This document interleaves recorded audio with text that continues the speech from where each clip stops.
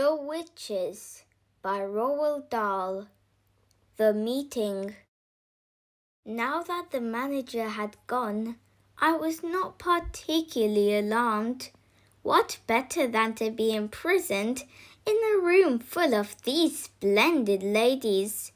If I ever got talking to them, I might even suggest that they could come and do a bit of cruelty to children preventing at my school. We could certainly use them there. In they came, talking their heads off. They began milling round and choosing their seats, and there was a whole lot of stuff like, "Come and sit next to me, Millie dear," and "Oh, hello, Beatrice. I haven't seen you since the last meeting. What an adorable dress you have on." I decided to stay where I was and let them get on with their meeting while I got on with my mouse training. But I watched them for a while longer through the crack in the screen, waiting for them to settle down. How many were there? I guessed about 200. The back rows filled up first. They all seemed to want to sit as far back from the platform as possible.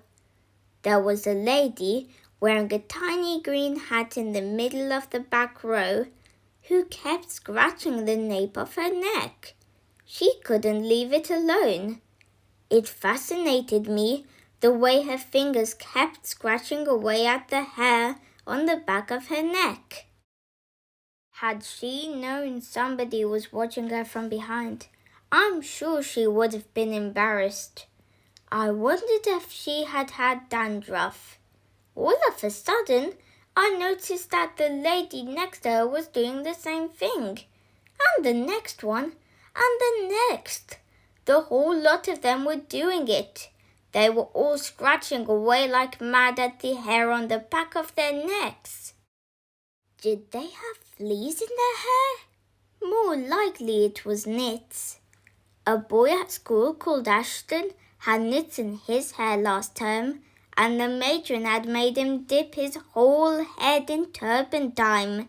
It killed the nits all right, but it nearly killed Ashton as well. Half the skin came away from his scalp.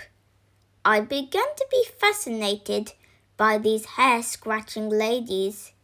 It is always funny when you catch someone doing something coarse and she thinks no one is looking. Nose picking, for example, or scratching her bottom. Hair scratching is very nearly as unattractive, especially if it goes on and on. I decided it had to be nits. Then the most astonishing thing happened. I saw one lady pushing her fingers up underneath the hair on her head, and the hair, the entire head of hair, lifted upwards all in one piece, and the hand slid underneath the hair and went on scratching. She was wearing a wig. She was also wearing gloves. I glanced swiftly around the rest of the now seated audience. Every one of them was wearing gloves. My blood turned to ice. I began to shake all over. I glanced frantically behind me for a back door to escape through.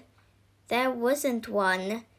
Should I leap out from behind the screen and make a dash for the double doors? Those double doors were already closed, and I could see a woman standing in front of them. She was bending forward and fixing some sort of a metal chain around the two-door handles. Keep still, I told myself. No one has seen you yet. There's no reason in the world why they should come and look behind the screen. But one false move, one cough, one sneeze, one nose blow, one little sound of any sort, and it won't just be one witch that gets you. It'll be 200. At that point, I think I fainted. The whole thing was altogether too much for a small boy to cope with. But I don't believe I was out for more than a few seconds, and when I came to, I was lying on the carpet, and I was still, thank heavens, behind the screen. There was absolute silence all around me. Rather shakily, I got to my knees and peered once again through the crack in the screen.